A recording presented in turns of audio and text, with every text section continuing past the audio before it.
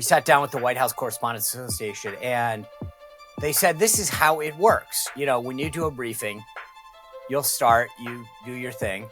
And then when you're done, like ready to call on questions, you start with the Associated Press and you kind of work your way down the front row of the briefing room. And that's the New York Times, ABC, NBC, the Washington Post, etc. And then, after enough time's gone by, the Associated Press reporter in the room sitting in that front seat will say, thank you very much. And that signals the end of your briefing.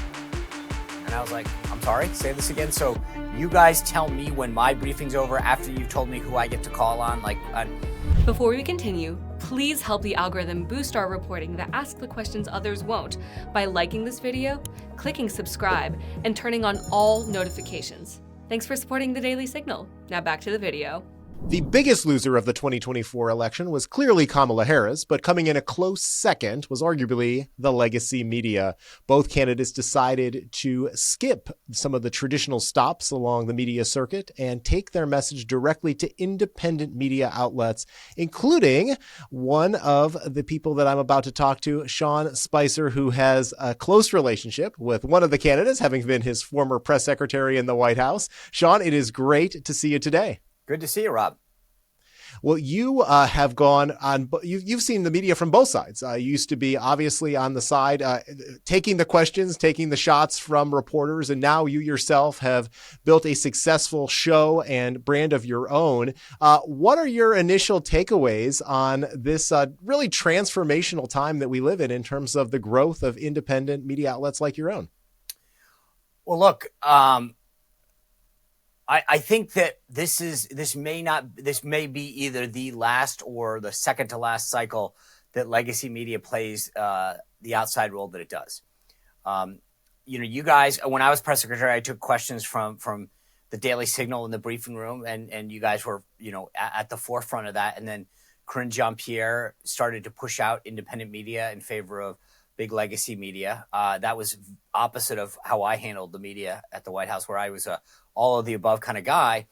And I think what this cycle showed, the Trump campaign in particular, was independent media, long form podcasts are the future. And I am working on a piece right now, Rob, that I'll publish next week that makes the case that the next press secretary should really take that into account in how they do their job. I've told this story in my book, but I'll tell a little more in detail. But when we won in 2016, we sat down with the White House Correspondents Association, and they said, this is how it works. When you do a briefing, you'll start, you do your thing. And then when you're done, like ready to call on questions, you start with the Associated Press and you kind of work your way down the front row of the briefing room. And that's the New York Times, ABC, NBC, the Washington Post, etc. And then, after enough time's gone by, the Associated Press reporter in the room sitting in that front seat will say, thank you very much. And that signals the end of your briefing. And I was like, I'm sorry, say this again. So you guys tell me when my briefing's over after you've told me who I get to call on. So I said, well, okay, thanks. So the first briefing I came on, the first row expects, that front row expects their due. And I went to the back of the room and called on Daniel Halper of the New York Post.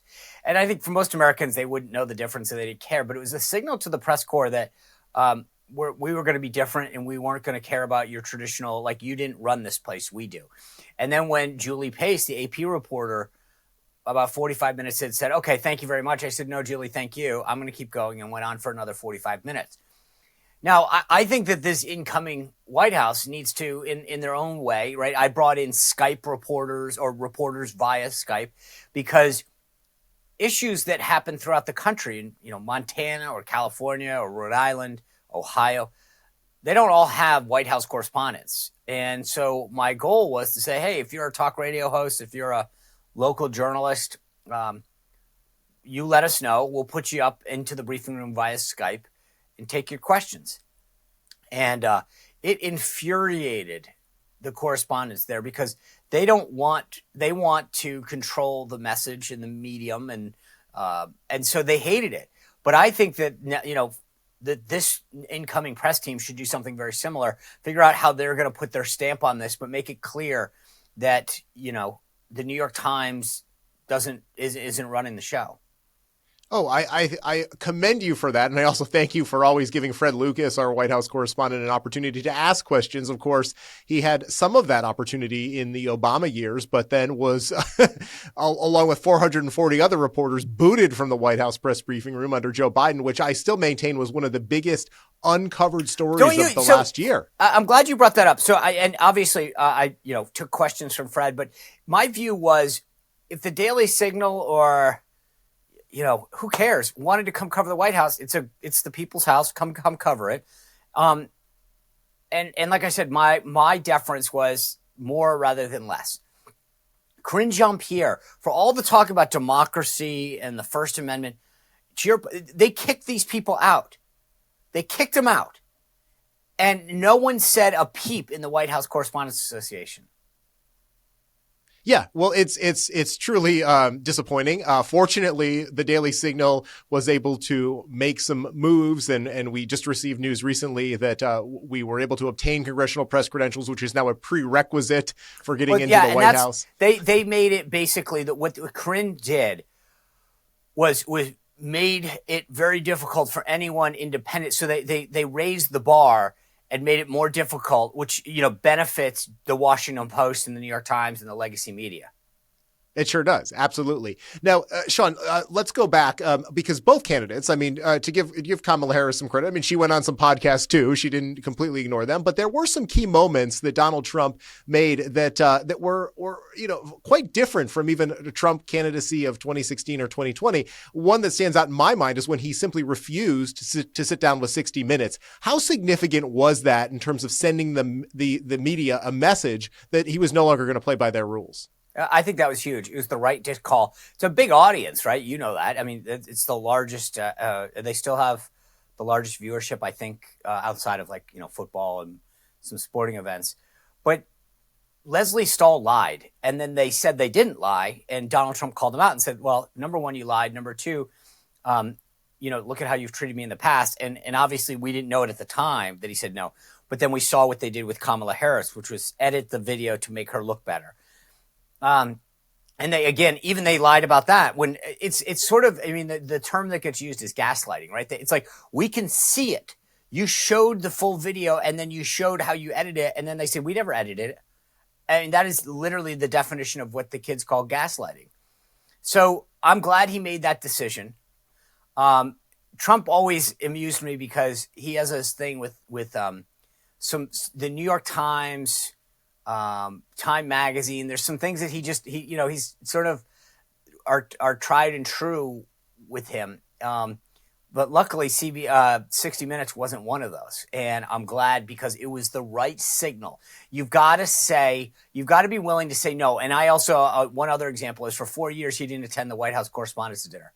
And kudos to him for that, because the idea that Republicans are props sitting in the audience while we get made fun of. I'm all for making fun of people and having a joke. And I got a pretty thick skin and a good sense of humor.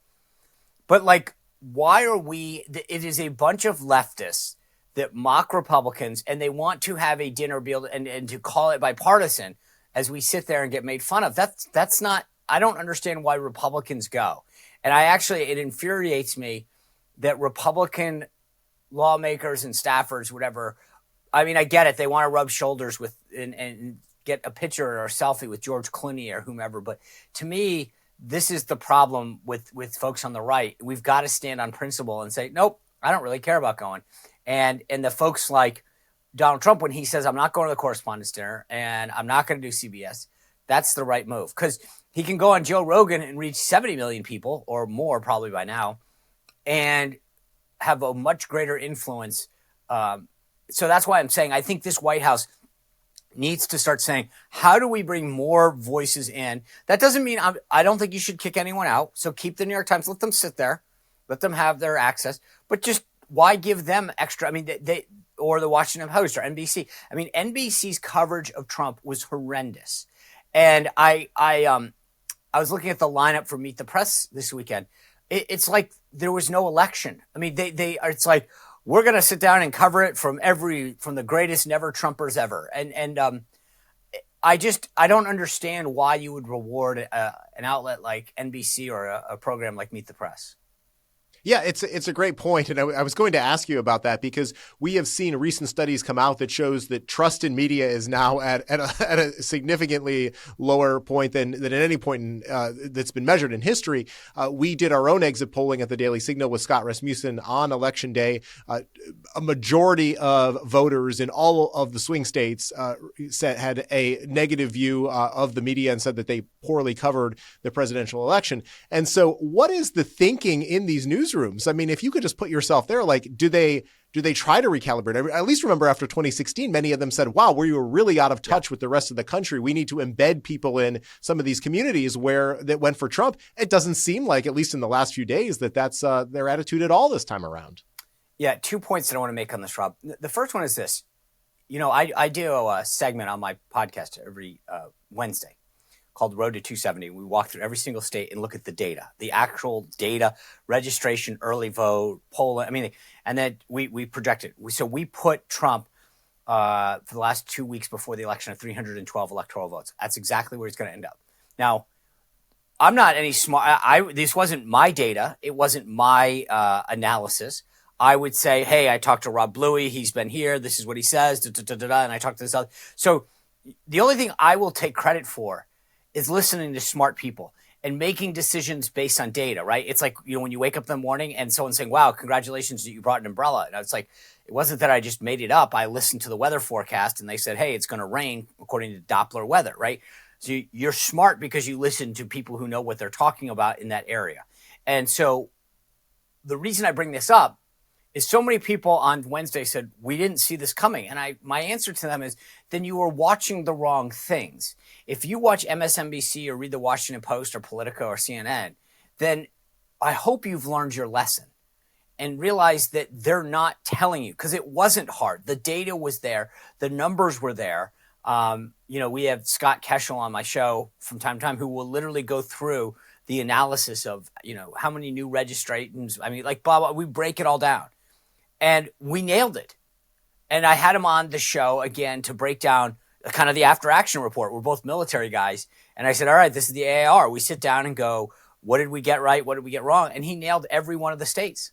And that was part of my analysis. Again, I wasn't it's not that I'm saying, God, Sean knows this, but I know who knows their stuff. Brought them on and said, tell me where. And I would question them. I'd say, hey, I've been told that Nevada's out of reach. But here's what I'm seeing. And I would have people debate it. And I said, okay, listen, based on this data, on the number of early votes, both in Washoe County and in Clark County, and the returns, the way they're coming in, the registration, blah, blah, blah, blah. Here's where I'm, and I moved Nevada into a red column because I had it first blue, then as a toss up. But I was willing to look at the data, and that's not what most outlets do. And so that's the first thing I'll say. Second is in 2016, like literally to the date, to the place, we got a call from the senior most people at NBC, and they'd asked to meet with a couple of us from the campaign. And said, hey, we admit it. We got it wrong. We're going to have these pop-up bureaus, their words, not mine, in flyover country. And because we're taught, we didn't see it. We'll admit it. We got it. Okay. What the media has learned, though, is they don't want to be factual. This isn't about being right or getting the story anymore. There's a reason that Chuck Todd got pushed out at NBC because he wouldn't go as far left as someone like Kristen Welker, right? So the audience was demanding more further left, hate Trump. And they just said, fine, we'll go with it. They don't care. Like the answer to a normal news organization is how do we recalibrate? How do we get this right? And that's why I brought up the example of the roundtable this weekend on the Sunday shows. And it's not just theirs, ABC's the same thing. Where I'm going, did you guys actually realize that there was an election and Donald Trump won in spectacular fashion? Because your show and your lineup doesn't reflect that. And so the answer to your question is that no, they're not going to recalibrate. They're not going to hire new people. That's not what they do. And they're going to double down on stupid. Yeah, no, they clearly will. I will say one of the encouraging but also somewhat depressing numbers in the exit polling we did was just about half, 50% of the voters that we surveyed who actually voted on election day said that they got 50% of their news from television and news outlets. Now, they could be watching your show, for instance, on their television. I hope they are. But we're seeing the number increase with podcasts. We're seeing the number increase with social media. So that's all very encouraging. But I still feel like there's a far too much of a monopoly that these news organizations have. And when you see things like what you just described with the Sunday panel, or this video that the New York Times put out talking about Trump and just their perspectives on it, I mean, it gives you a clear sense that they are living in this elitist bubble where they just talk to amongst themselves. They don't have any interaction with the rest of America. That's it.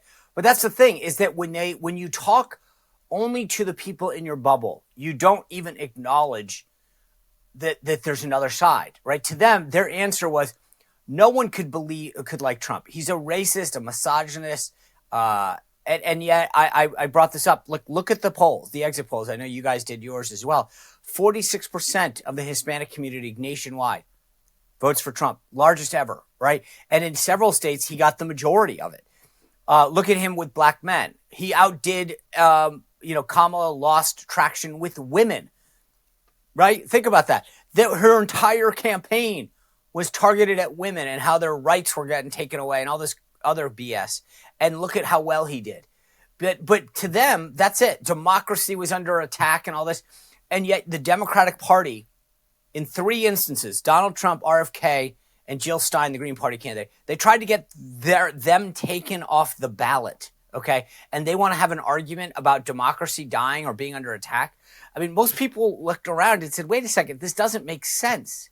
Like, I hear that you guys are doing that. I saw you push out Joe Biden for Kamala Harris after he won all these primaries. Like, that doesn't seem very democratic.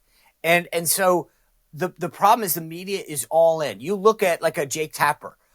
The thing that they want to hide this in their bios. Jake Tapper was a Democratic staffer on Capitol Hill, right? He worked for Chelsea Clinton's mother-in-law.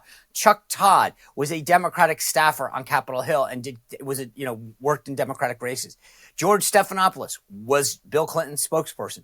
Like, why are we shocked when we see this, right? This is their living, and yet they hide that from you so you don't realize, they say, well, we're not biased. They are. Every question they ask on a Sunday show is, how could you possibly vote for a horrible man like Donald Trump? And then the question of the Democrat is, did the Republican denounce Donald Trump enough for you? Yeah, it's truly incredible. So, I mean, we've diagnosed the problem. You are providing a solution, and you've been able to amass a significant audience, several 100,000 subscribers on your YouTube channel, and obviously for your daily shows. I mean, it's not just one. Tell us about your approach. Why is it that you decided to take this model and really embrace it? And what do you think that is fueling all of these people who are tuning in? So a couple things. Number one, so I was at Newsmax for 3 years. I had a show. It had my name on it. And I would have to explain to people, like, yes, it's called Spicer and Company, but it's not. I don't own it. The network does. I am a W-2 employee of that network. They can veto guests. They can veto subjects. They can force me to ask certain questions. I work for them. I'm an employee. That's the relationship you have with any employer, right? You work for them. You don't like the terms, you leave. And so my contract was up, and we were in the process of, talking about another contract. And I was offered the opportunity to go independent, to build a show with the team and then to license it. Kind of like what Tucker has done, Megyn Kelly, Dan Bongino, Dana Lash. I mean, you name it, right? And you start to look at the numbers. And so I own the show. Sean Spicer Show. It took us a long time to come up with the name. And it airs on the First Television Network at 7:00 every night, right before Bill O'Reilly. And then I stream it on, and so we get advertisers. We've got some great sponsors that have been with us in many cases for months on end now. But I own it.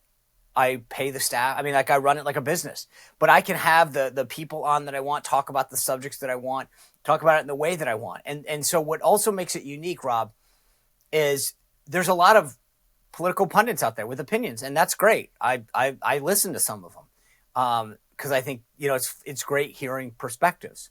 But the difference that I offer and what I try to tell the audience for my show is that I've been in the game. I was the White House press secretary. I was the chief strategist for the RNC. I was the comms director there. I have 26 years as a military officer, ton of time, on Capitol Hill and in campaigns. I did my first campaign in 1994 with the Contract with America that Newt Gingrich led. And so part of what I try to bring to the table that again, it's just different is an analysis, right? So it's here's why this decision is being made. Here's why this is happening. And to share that with folks that no other host can do. None. Full stop.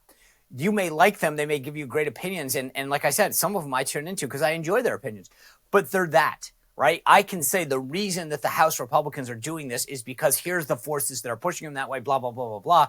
Or here are the random coalitions. Or the campaign is doing this because at this point in a campaign, these are the decisions you have to make, et cetera, et cetera. And I love the idea of being able to give people sort of a behind the scenes look at what it's like in a campaign or on Capitol Hill or in the White House. During this, transition period of Trump, I was there for 2016. I can tell you, what his thinking is, how his interview process goes with some of these people. I was in the room for countless of these things. There's no one else that can do that, right? And then went on to government to say, and by the way, here's what it was like, standing up at White House. So the unique perspective that I bring, I think, is sort of fun because I like it. I've always had to be somebody else's spokesperson. And so the ability to say, I can tell you things now because I'm speaking for myself, that I used to be able to say, well, the president believes this or congressman says this. And so now I can do things and say things and cover things that might not have been able to be possible in the past. I think the authenticity that you bring to the show is quite clear. That's probably one of the reasons why the audience loves it so much. You also have the morning meeting, which you actually talk directly to people. I mean, like where else can somebody just right? Yeah, so it streams on my YouTube channel 9:00 Eastern every morning. It's between a half hour and 45 minutes. We run it. So just to give people a background on this, Mark Halperin and I used to both be at Newsmax, and every network has a morning meeting, right? In our case, our news director led it, and they get on. Here's the stories that are happening, and then so they would a lot of times lean on Mark and myself to explain, okay, why is the president going here? What's he doing, and how should we cover it? And so I said to Mark one day afterwards, I said, the funny thing is, because he's been at ABC, Bloomberg, all over the place. I said, it would be cool if you could actually do this out in the open for people. Show them what this morning meeting is like. And so we're like, let's do it. And it just has grown and grown and grown where now, tens of thousands of people. The other day, I think we just had over 100,000 people take part in the morning meeting. But to your point, the cool part is that if you log in through Mark's app, it's called Two Way, you can ask us questions. So you can we bring you into the conversation and say, why is Trump, why did he announce that? What qualities was he looking for in that person? What's the first thing he's going to do? And myself, Mark, and then Dan Turrentine, who is former finance director for Hillary Clinton. He was a House of Representatives chief of staff, been around the block a bunch. Give us our perspective. And again, the difference with that show is it's really inside baseball. So it's explaining to viewers why a decision is being made. So sometimes we'll talk about like an ad, and I'll say, that ad, I think it was trying to target, young men, but I think it missed the mark, right? The idea is to explain to people what they were going for, maybe why something was tried, why it was successful or not, and to provide analysis as much as opinion. Yeah, it's truly fantastic. Enjoy tuning in and highly recommend that Daily Signal subscribers check it out as well. Yeah, Sean, you mentioned the transition, so let's close with some of your thoughts on the transition so far and get your perspective on what you experienced back in 2016. So President-elect Trump has made his first big selection in his chief of staff, Susie Wiles. What are your initial thoughts on her and what she brings to the team in terms of a leader? Yeah, it was a smart move. Susie's been around President Trump now for well over 2 years, and in a senior leadership. She was on the 2016 campaign, the 2020, but as like a state person. This time she was at the highest levels. So to stick around that well, she's going to start off really understanding the president, his mindset, his how he operates, which was something that nobody else had done.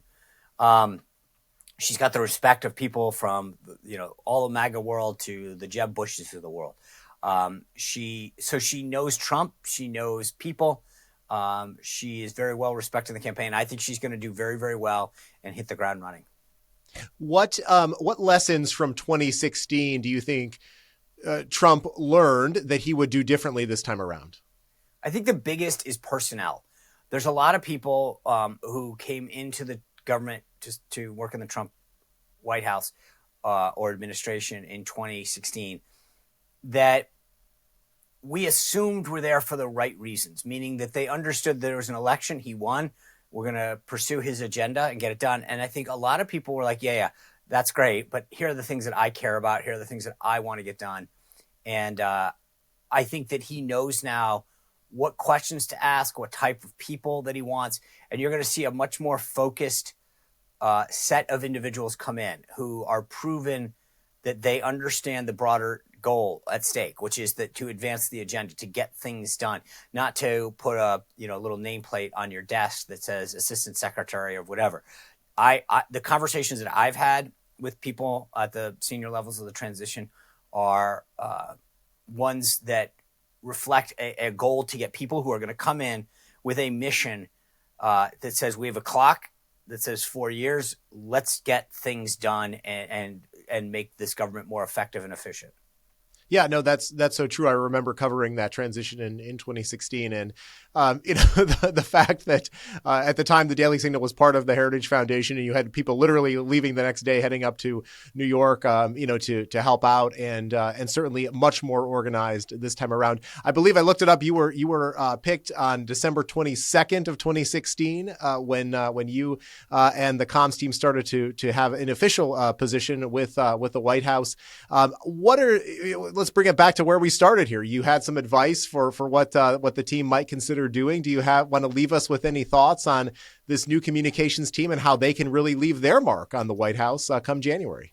Yeah, I think, like I said, the biggest thing is to really recognize the importance and growth and impact of independent media. That's I think the biggest thing that they can do is recognize where that base of power is now. The people are tuning in to independent media sources at their choosing, right? So it's one thing to have the Today Show on the background as you're getting ready for breakfast, but the second that you get in the car, you're saying, I want to listen to the Sean Spicer Show or the Daily Signal. I'm choosing to do that because I have 20 minutes now, or I'm going for a walk later today, or on a bike ride or whatever.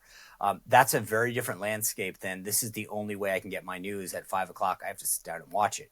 So that's the number one thing. I would say, there's some other logistical advice that I would give them that would bore everybody. And then the other thing is I would just say for the folks at the top, there's not a lot of spots in the White House press team and even in the comms team. And so hire smartly. There's a lot of people who want the jobs. Make sure they have a bona fide role. There's a lot of people who think that they just deserve a job. And it's like, okay, when you only have 8 people, you need to make sure that you have 8 strong people and that they're focused on the priorities of advancing for the president, not, hey, I want to get myself on TV. Sean, you shared some of the lessons that you learned from the job as press secretary in your book, The Briefing. You're the best-selling author of several other books. But share with our viewers and our listeners how they can keep tabs on all of the things that you're doing. And once again, when they can tune in to your show. Easiest thing is SeanSpicer.com. That's got links to everything. My evening show, The Sean Spicer Show, airs every night at 6. You can get it everywhere, Rumble, Apple Podcasts, whatever, but YouTube is the best to watch, to subscribe, because we do live events a lot of times on Sunday nights. We'll just go live and take questions from people. So if you're on the YouTube page, that's sort of a nice little bonus. SeanSpicer.com, though, is a newsletter that comes out twice a week as well. And then the morning meeting, same thing. It's on the YouTube channel, just stream. So if you hit the notification button, you'll get everything. And that's every morning at 9 a.m. Eastern time. Those are probably the most, and then obviously all the social stuff is there, Twitter and Instagram, but the YouTube page is probably the most effective way to stay up to date. Well, we'll be sure to put a link in the show notes and description so that make it easy for anybody who wants to check it out to be able to do so. Sean, it is always a pleasure to talk to you. Thank you so much for joining the Daily Signal today. Well, I appreciate you having me. And I know you guys aren't affiliated or whatever, but it was great to be in your building for election night coverage. We had a blast, and it was great to see. We had some great folks from the Signal on the show as well. It sure is, and I'll make sure that we link to that one as well. It's quite a show. I think you went for what, four or more hours. We did the show, we did the tape show, and then we went live for almost 5 hours, from 5 hours, 8 amazing. until about almost 1 in the morning. So yeah, I was ready to go to bed. I bet. Well, Sean, like I say, good to see you again. We'll catch up again soon. Take care, Rob.